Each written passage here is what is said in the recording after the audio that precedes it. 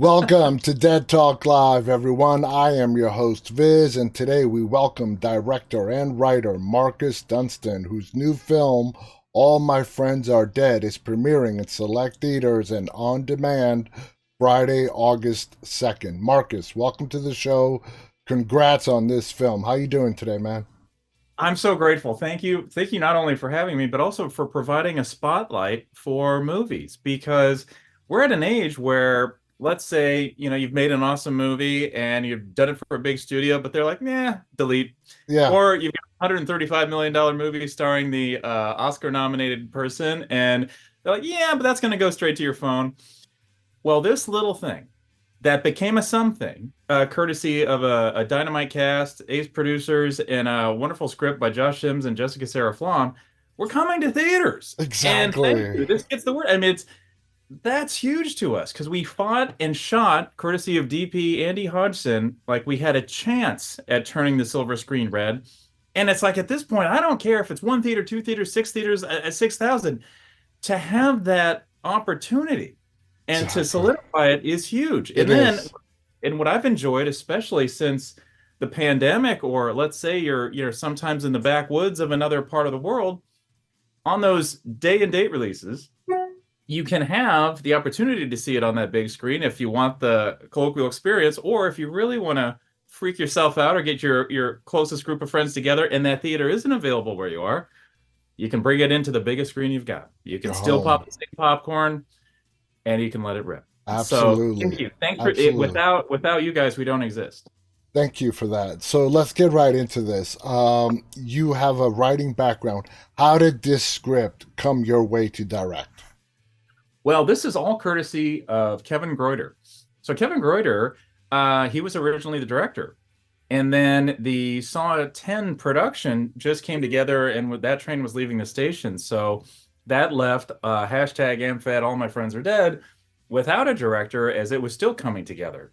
Kevin, I'm grateful to Kevin for nominating me. My name went into a hat after reading Josh and Jessica's script. I pitched for it, and courtesy of John Baldecchi and Sarah Donnelly, and my gosh, Brad Miska and Yolanda Macias. Hey, therefore, I am here today to really brag about something a group of strangers got together to do in Vancouver, Canada, and emerged old friends. And it turned out, it's funny how sometimes the stars have to really align, but Oh, everything came together for this film to really produce something great. Now, as I said, you come from a writing background. You have worked on some very successful franchises like The Collector, the Saw franchise. Did you always want to get into directing, or was it something that sort of, you were asked one day and you're like, you know what? Screw it, I'll give it a shot. it was Tom Savini, Tom Savini, the wonderful artist who, when I Well, was studying special effects makeup, I was because I was reading Grand Illusions, and it was because I was given permission to read Grand Illusions because I was way too young to read that and study that by my grandmother, and then of course by my parents because I was just a little kid, but what was frightening to me in the horror movies of that Tom had a hand in, including the great, Dawn of the Dead. exactly. Um, this was a magician doing it. This was an age before, the computer could tell anything to make anything out of everything. This was somebody doing sleight of hand magic. And in studying that, I then was kind of figuring out a fascination was beginning to bud. So I was like, well, what else does Tom Savini do? Well, wouldn't you know, he was also a photographer in the Vietnam War. He then took what could be this trauma, and I'm sure certainly was, and then began to inform with his craft and began to Mm. share because he wouldn't be the only one regarding stimulus that had really taken an uptick in that era. But seeing war was on TV. I remember seeing images on the nightly news that always had to be like, and beware if the kids are watching, the following is disturbing. Yeah. And it would be these glimpses of the horrors awaiting in sometimes the most difficult, vicious of scenarios. But then in the safety of the movie, we were almost given the sugar-coated version and they were represented into these morality tales. And I would equivocate Friday the 13th, one, two, three, four, and so on as morality tales. Hmm. Because if you do drugs, you're dead. If you have If you're a jerk, you're dead, et cetera, and on into the more adult activities. And then so Tom Savini, when I look at Dawn of the Dead, well, he's not only taking care of a groundbreaking craft. Oh, he's in front of the camera. Oh, he's doing a stunt. Oh, he's playing a wonderful character. And then the first day I had my driver's permit and I had access to a Honda scooter, I went to Stars and Stripes Video and I had an arrangement there because I also was fortunate to get a job at the movie theater across the street from Stars and Stripes Video. Can you hang on to Night of the Living Dead 1990? My idol Tom Savini directed it. Can I get the first copy? I'll be there Tuesday as soon as school gets out. And I was, and I watched it. And I saw the transformation of an idol into yet another medium of storytelling. So that long-winded answer is that's why I was captivated by a craft. And this is all, going on while when I was a kid, I had vicious acne, and I loved that there was a craft where I could maybe hide behind it. And courtesy of my parents and grandmother, I had access to this old big video camera, and I was more comfortable standing behind it because I was self-conscious of my skin and everything else that puberty does to a human body. And then it started. Well, maybe I can do some of these effects. Turn to this page. Oh yeah, here's how we can pull that off. Oh yeah, well, if we make this black and white, why don't we use chocolate syrup? Blah blah blah blah blah. And then that began to escalate through when I went to the University of Iowa, and it's no different than with hashtag AmFat. All my friends are dead. I was going back to high school, junior high, University of Iowa lessons, and in some cases illusions, and in some cases straight up tricks Yeah, to participate still when there's $1 million or so on the line.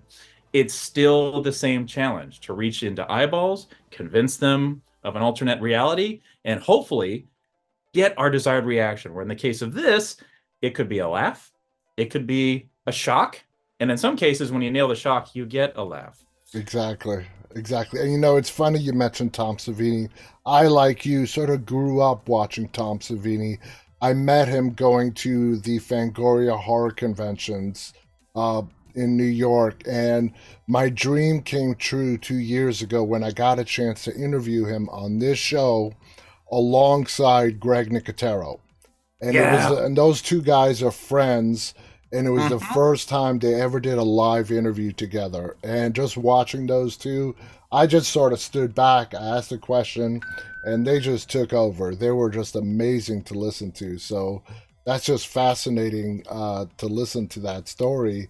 Now, when you got the script, of AmFad, um, Yes. did you sort of leave it as it was, or as a writer, did you really help in polishing up the final product? Well, in this case, it was always anytime, even if it's something Patrick and I have written, and I am so fortunate to get to direct those pages to another medium. It's adapting to the resources, Hmm. and you're adapting to the time. So in this case, Josh and Jessica's script had there was an intimidating balance between humor, horror, time, and resources. Plus, this was an ensemble. Plus, this was a murder mystery. Plus, this had something to say. Plus, this had a twist I did not see coming. Neither did I. Thank you, bless you, and plus it had a heart. Hmm. Now I was afraid. I was afraid in the best way. Like I gotta do this. I gotta It's try. tricky. You gotta, I gotta try to protect this. yeah, And you got to walk a fine line to pull it off, and you did. well, thank you. Well, and I that was entirely courtesy of a certain someone named Jade Pettyjohn. Hmm. So So, when I signed on, Patrick and I would then come together. He'd be the executive producer, and I would be the director. But the only other element that I knew about AmFat, All My Friends Are Dead was Jade Pettyjohn was to be a part of it. All right, and then after that, we got Ali Fumiko Whitney, and then I'm like, okay, now, and Ali was game to change the part to again fit our time and resources where we could have live, and we wanted to say a little bit more with these characters. We wanted to take Josh and Jessica's twist and move it way up because after that lands, it's almost like you have this. They had some moments in there that I found to be so fresh and original. I wanted more of that. I wanted more time with that because it was the idea. It wasn't a dinosaur fight in a unicorn field on a distant planet. No, it was an idea. Now, the idea is priceless, yet it doesn't cost much if we Yeah. can use time and resources to exploit the hell out of the creativity of that idea. Great. So then I've got Jade. I've got Ali Fumiko Whitney. Then add in the wonderful, warm, award-winning actor Cardi Wong. You've got Justin Derrickson, and you've got Jennifer Enns, who plays Mona. Mona, who, as soon as I read and saw Jennifer take on the character of Mona, I went to high school with Mona. I knew exactly who this person was. Yeah. And what I also wanted to do with this cast, because they were so doggone nimble, is let's take advantage of the murder mystery structure Hmm. where you end up spending a little more time in the whodunits, not the who's gonna do it's, with the characters, Yeah. because maybe I cast doubt upon them. If they're suspicious, maybe why? Are they asking for it, or are they perhaps the perpetrator? Hmm. And I had a great character with Jade, almost functioning like a camera. For she plays Sarah, the outsider to this cabal, this group of friends, frenemies, suspects, and her observational qualities as a performer, it was great. I could then be behind her shoulder, and at any point we take in the world through Jade, and that was marvelous. And I got to round this out with Jack Dope Smith, who is our movie's sense of humor, someone who is, yes, he's adept at doing the every drug on the planet. And now, while that starts as the charm, we see the harm in that as well. He becomes somebody that essentially his character hands the keys over from. These friends would have been on an amusing, maybe outrageous, raucous road movie that has heartache, heartbreak, and we all emerge closer to adulthood than when we started this trip. No, Yep. because the horror movie takes over. Yep. And the horror movie has life lessons that end in death lessons. And Exactly. that leads to a key player in Julian Haig, who plays LB.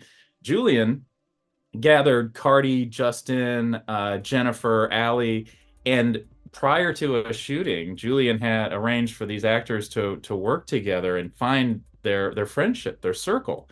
So by the time the outsider Jade showed up, these lines were well drawn, and so it was perfect. And that's something you just can't buy. Obviously, you just have to hope for. And this Exactly. cast really still support each other. If you go on an Instagram account and you see Justin on the television, you're going to see Cardi, Julian, you'll see Jennifer all in the foreground with Jack Dope Smith giving thumbs up. They're still hanging out together, still supporting. That's So great. when we had our premiere in Tribeca for 3 nights, not only did several members of this cast get themselves there, they brought family, they brought friends. And it was a wonderful opportunity to get to know the people behind the performances. And I thought that was wonderful. And I have to keep naming names if I may, because I had two ringers. I had Peter Giles, who plays our Slick Rick character, and I had Michaela Russell, and both I've worked with 4 times. And Michaela not only delivered a great performance, but also behind the scenes, she produced all 33 of our original songs, Wow. because this movie had to sound like tomorrow. The jokes had to land like you hadn't heard them yet. We couldn't be carbon dated by even a phrase. Otherwise, you're just in the rearview mirror of the youngsters going through something. I didn't want to sound like that. And wouldn't you know, we happened to cast, luckily through Jennifer Schwartz of Roundtable, we have Jojo Siwa. And Jojo is instantly somebody who is involved with social media, is involved with, gosh, everyday press media. If she changes her look, there's attention, there's whatnot. And it almost speaks to the wicked themes of the movie. Yeah. But what I'm hoping is there's some plot twists, and we've got shocks, and we've got horror and laughs in this movie.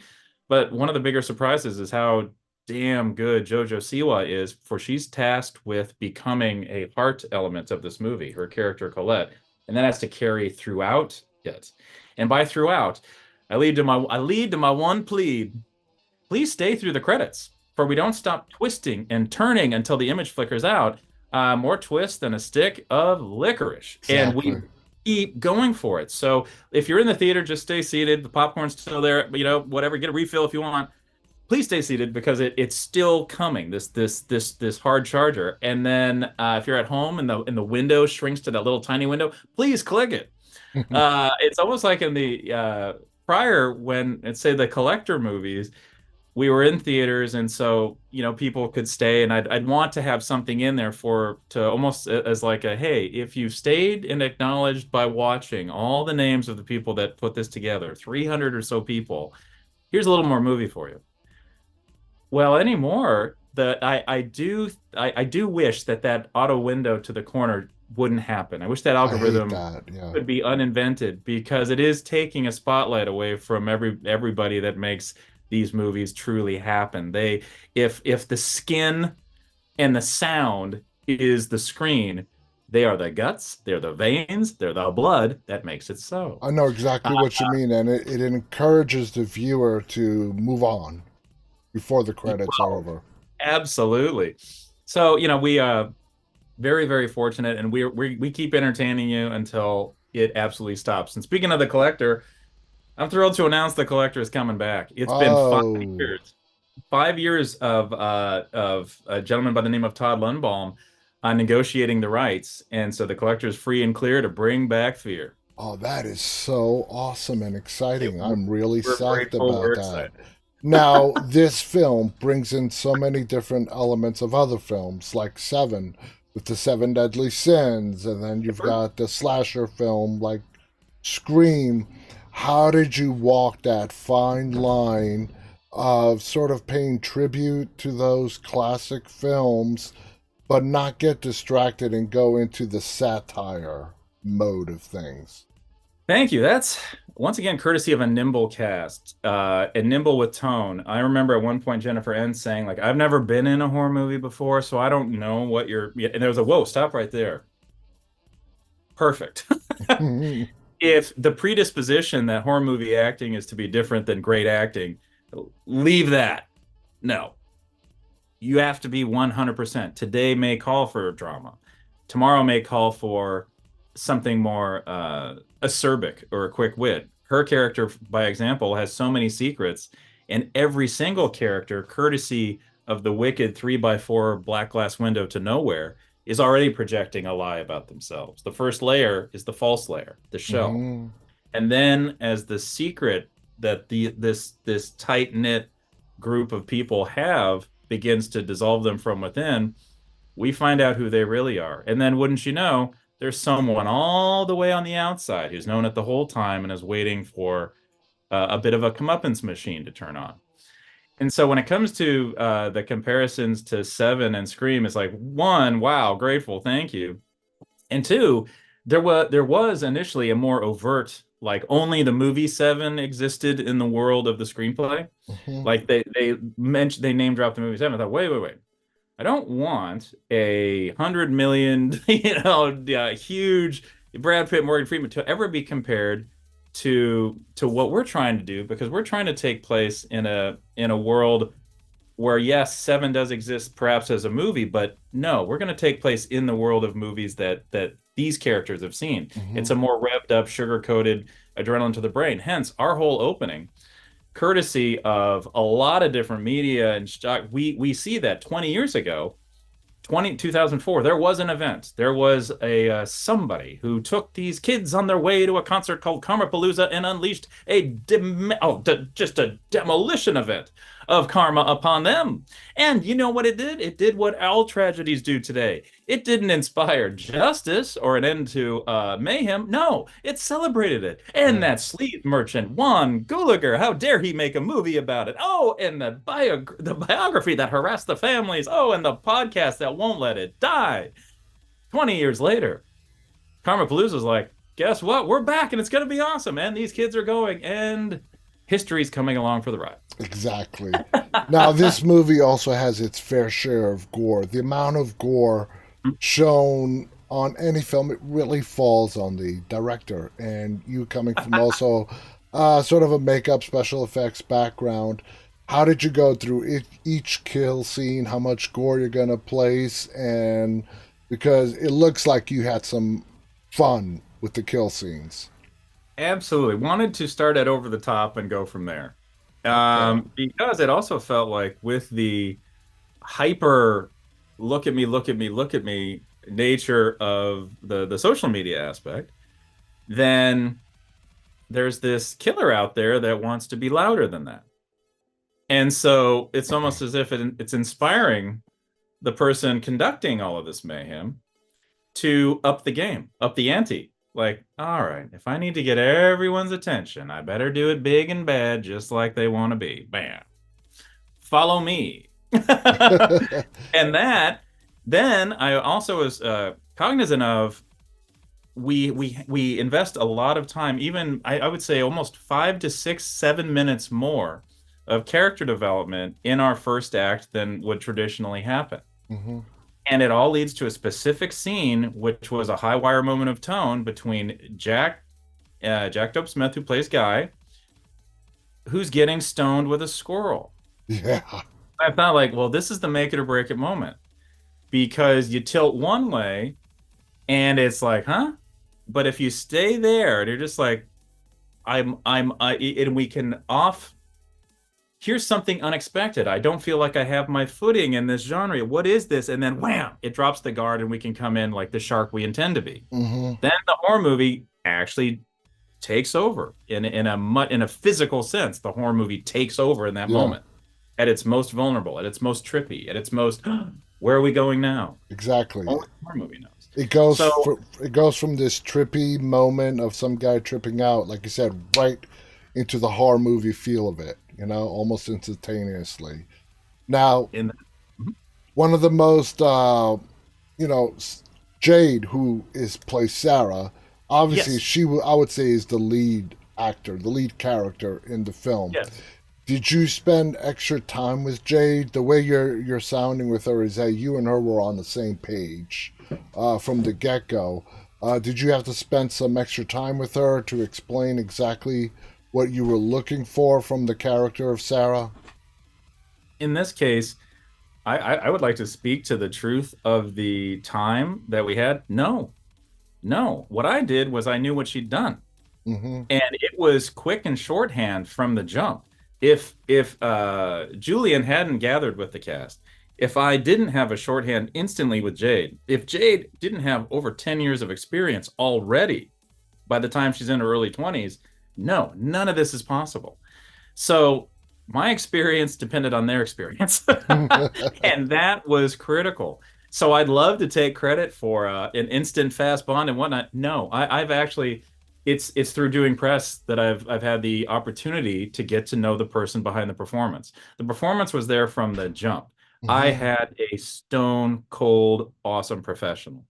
And 10 years ago, wouldn't you know, Jade Pettijohn and Jojo Siwa were together in the School of Rock television show. Oh. So to see those two resume a rhythm was another gift. There something happened in the time I've been so fortunate to work on movies. The first movie I worked on was deemed a low budget, and yet we had I think we had 32 days. Oh, low budget, only 32 days. Then the first time I'm directing, oh, it's a low, but you've got 20, 25 days. Oh, it's a low budget. This time they're like, it's a low budget. You have 12 days. I'm like, what? What is this? And then we had one bonus day in Los Angeles to pick up some stuff. So thanks to Brad Miska, Yolanda Macias of Cineverse, they matched. I put in my salary. They matched it, and we were able to get another 5 days. Now within those 5 days, I at least knew when I read it and knew where we could adjust to the resources, I could see that version of that movie and fought like hell to bring that home. But that's what it took. I don't. It's the one thing is like, man, I don't know when that happened, but huh? You want 91 decent minutes, but you're gonna give it about 3 seconds to exist? Okay. No. Yeah, the fight should still go on. I'm down to adapt to the times, but I want to Hey, adapt to the good times. it ended up working out. It ended up working out. Ah, Now, the biggest well, I difference, appreciated it. Yeah. one of the biggest difference being a writer and a director is a director, you have to deal directly with the cast. Okay. So, what are some of the things you've learned from being a director on how to keep things loose on the set, but yet keep everybody focused at the same time? Well, I had to find an advantage to that schedule. I had to find it because it was there. Let's say I showed up and was like Eeyore, like, oh, there's not enough time. No, there was one huge gift of that very compressed schedule. The actors and everybody could find a rhythm that was much closer to the tempo of the performance. That means it's not too much time in between, so you see energy and lethargy in a battle. What we did was it also forced a wonderful gift, and this gift came to us. And this movie would not have been what it is if it hadn't been for this gift, courtesy of that time crunch, courtesy of the budget, courtesy of everything. Kirk Shaw and Stephanie Rennie, we shot in order. That was huge because now, to your point, every cast member we could adjust, we could flow. If something had to fall behind that wasn't quite working, or instant, or maybe it felt a little dated, Hmm. even in vernacular, great, we can adjust and we can go. We came up with two more twists just because we could adjust to that in that order, and it would keep throwing off the red herrings. They would keep throwing, or actually point to red herrings, I should say, not throw off from them. And then we just had fun. And even though we didn't have the luxury of a ton of time, we always had time to approach every scene in three different ways. One, we respect the text and we get that information out. Now, based on that, well, what's everybody feeling? Isn't is there a little could we find some humor here, or did we find another foothold to build to the heart of this? Yeah. And between those two, great, because it wouldn't be necessarily violent. And in some cases, once we had that, it started to impact every scene then going forward in the best way. Now these people know their characters, where their fault lines are. And I wanted to, and really, I'll keep going back to Jennifer Ends with Mona, who starts out as described it. She's, let me see, she's nice, they love her. She's ice, they love her more. And you're going to learn about this person where that's a confusing feedback from the world. How do you know who you are when that's what it is? If Yeah. everything just loves you, they're loving you for artifice in a way. Really cool because she found it. Julian, Julian, who I thought like as soon as I met him, I was like, okay, this is blonde Hugh Jackman, this is blonde Bruce Campbell, and he's got the Australian accent. This guy is going to put the charm when we intend harm. And what he was bravely willing to do. Julian Haig takes place in the first depiction of absolute on-screen slaughter that I've ever been a part of that required an intimacy coordinator. Wow. And Julian also was absolutely up and creative and willing to find the humor even in all these situations that would take a knock. Where I have seen, like, without naming like names or particular projects, because I wouldn't want to slight the achievements in that way, but sometimes you almost feel like the director or the creator or the showrunner was a little too picked on, or was like a it's like taking vengeance upon the pretty people of their youth in a way, Hmm. like by humiliating them. Yeah. Well, there's a big difference between that and letting someone be humbled by a reality check. That's something we can all identify with.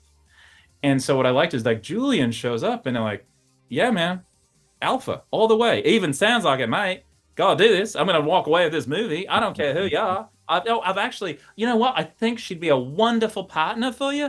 I've already slept with her just to make sure, but she'd be great for you. Someone like that, like you want them to eat shit. Yeah. And Julian did and found a way where you don't hate him. You actually he's just with absolute brio, he's that guy. Yeah.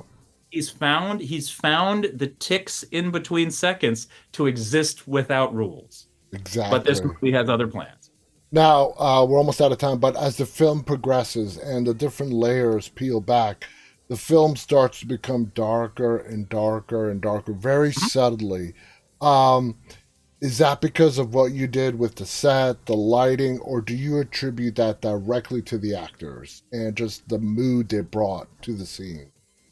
There's a tilt when a certain secret is revealed. Hmm. And that is reveals the final chord. So there's how many licks to the center of that lollipop. This is when everyone's exposed. And so from that point on, if it's humor, it's got to be as savage as the stakes.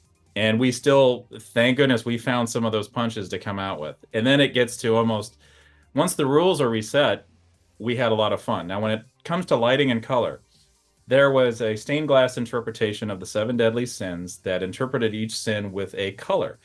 I took directly from that. So to go back to Mona, played by Jen Enns, purple was pride, and she is deemed pride. There's these shot glasses, every character takes one, and there's a color and a symbol. Hmm. It's foreshadowing. So the person who's envy is always wearing green from the second you meet them through to the end. The person who's lust is red, a little bit of red here and there until the whole stage goes red. And that was highly informative for where we did it. So by the time we are in the sequence you're talking about, all I did was take away the other lights.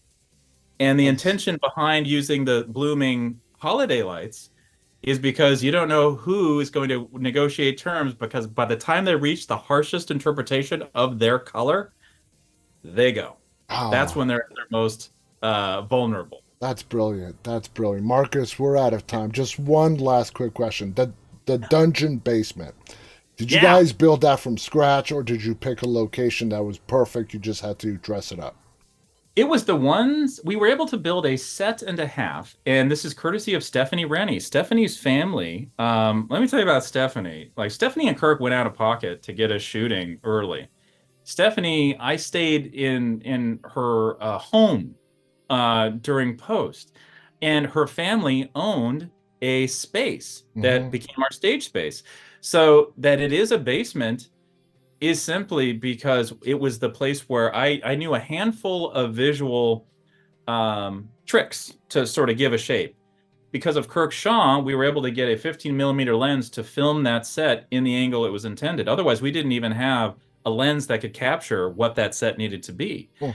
And our production designer Trevor did such a beautiful job. And here's the nice thing: I met Trevor a handful of times, and then he started to work on the opposite side of the clock as we did. So there was always something building in that. So if we were going to punch for the eyes, I wanted one giant, and it was only one storyboard I drew for this entire movie, and it was that set, and it was that look, that diorama of Yeah. doom. And I wanted, like, hey, I'm going to throw a hug around the Giallo movies that kept me up at night. I wanted with the color and the music and everything, and I want something where it's not even something we can give away in the trailer because that would be cruel. But when you're in a theater and you can see it wide, or however we are so fortunate for you to see this movie, please see it in a theater and please stay through the credits. You'll see our love for Giallo, and you'll see the big impact that we're building to. And that's Exactly. how that happened. That was our one set. The other thing we were able to build was a little corner of a hallway. So anytime we're up and doing bird's eyes, which I appreciate bird's eyes, that's when we had the ability for a set. So I try to, if in a space, maximize as many little corners and quarters as we can to feel that freedom, and also to always feel like we're a bit of a spider watching the flies try to survive. Well, it definitely left an impact on me. Marcus, I want to thank you Thank so you. much for joining us today. Thank you. Guys, please watch this film. It's great. It will take you on a wild ride. I highly recommend it, and I guarantee you, you will never guess the ending that is revealed to you. The full name of the film is called hashtag AMFAD. All My Friends Are Dead, and is premiering in select theaters and on demand Friday, August 2nd. So please check it out. On behalf of Marcus Dunstan and myself, thank you for tuning in. And Thank until you. next time, stay safe, stay walking. Bye, everybody.